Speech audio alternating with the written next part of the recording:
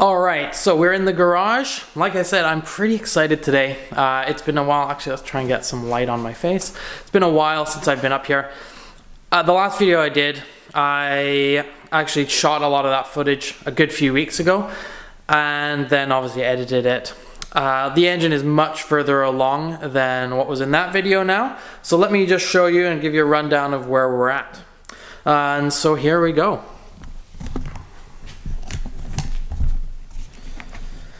Let's just get into the light here a little bit.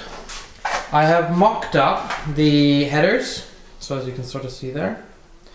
We have, the timing is all set. The new cams are in there. The conrods, the pistons, everything are now sort of in place in the engine. We have the dry sump scavenge pump down here. Hopefully you can sort of see that. Has been rebuilt, so that is now all in really good functional condition. We have the new water pump and the water pump pulley on there, tensioner, and the throttle bodies in place. The other thing I have put on obviously is the newer valve cover, and the next few little bits to go in are, or on the engine, are the electrical components. So I actually have to put on some sensors. We've got our crank position sensor, we have thermostats, things like that. But the engine, as of right now, is looking pretty much all together. So we'll do a few little things today, and that's where we're at. Looking like an engine. Alright, so what I'm doing here is attaching, I'm going to put on the old, for now, coil pack, which sits just on the back of the engine here, basically, in that position. But I will actually pick up a new one. But I'm going to just put it in place for now, make sure the leads to the coils, leads to the plugs, and obviously between the plug and the coil, all seem to function properly, and then we shall go and pick up a new one very shortly.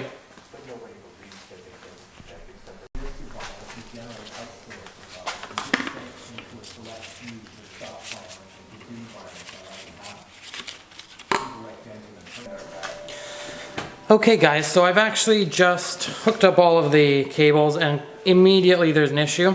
They are too short. So if I zoom out here, because this is from a Ford Ranger, it's a slightly different setup. Let's just back up here. There we go.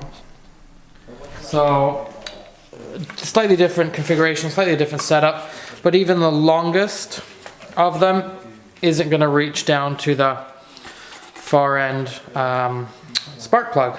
So I'm going to have to get some new leads, or have some new leads made up.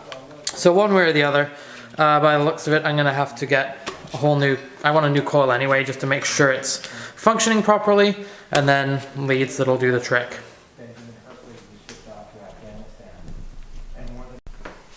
So I am now attaching some engine mounts. These are specific engine mounts for the Duratec engine in the Caterham. So I'm just going to pop these in.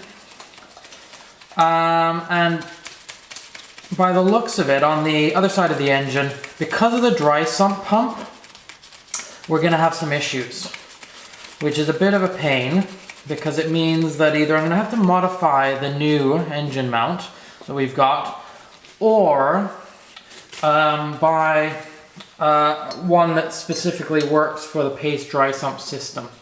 What the issue is going to be, I'll show you. So we'll just quickly put these into place here, just to hold it, like so. And let me take this off of here, and I'll show you the issue that we're going to have on the other side. So, if we come around to the other side of the engine, now we obviously don't have a lot of space down here anyway, but you can see this is the mount, which tends to stick out almost at a 90-degree angle. And it has to sit in there. Oh, let's zoom out a little bit there. It has to sit in that sort of a space. So not gonna quite work, I don't think. Not without some sort of a slight modification to it. So we'll see what I can do.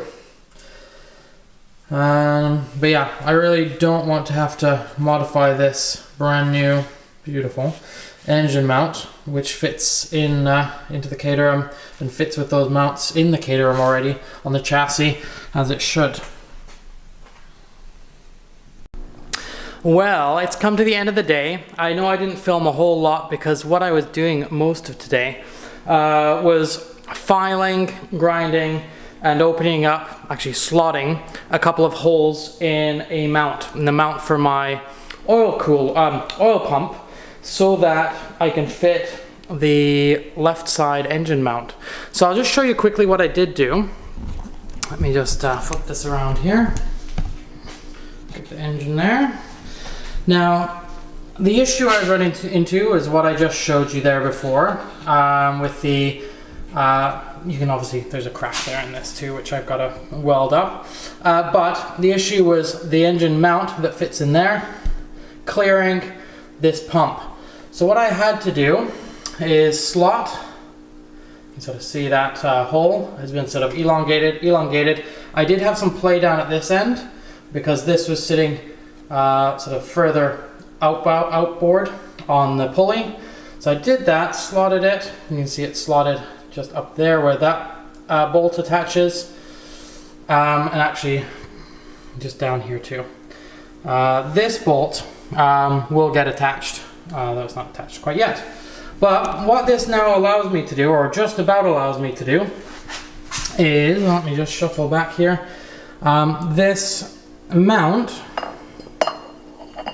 can now, I don't know if you can see that, hopefully, can now go in there almost flush, but you can see the hole lining up almost. There we go. And then that side, there we go. So it is now attached. It is still touching the end of the oil pump there, but it does mean that the engine mount doesn't need to be modified, and I think we should be all good.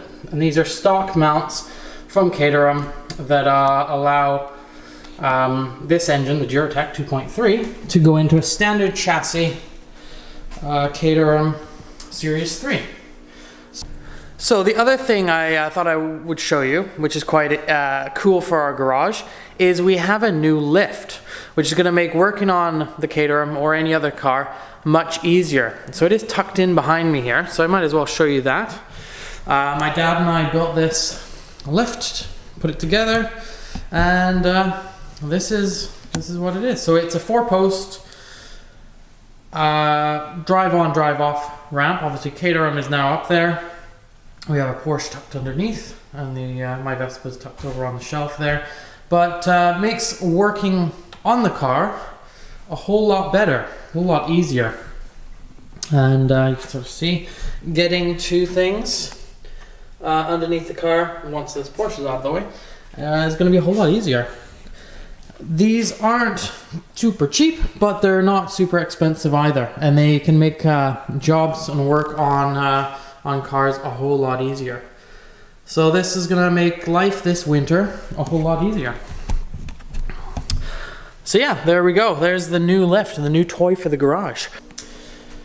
Hopefully you guys enjoyed that quick little video. I know I didn't show a whole lot of it today. That's my problem, I'm sorry. I should have done a little bit more filming, but there we go. We'll try and stay on top of things now. I'm quite excited to get moving forward with this project. The car is pretty much off the road now, so we'll be pulling it out, putting this new engine in very shortly. Thanks for watching. We'll see you next time.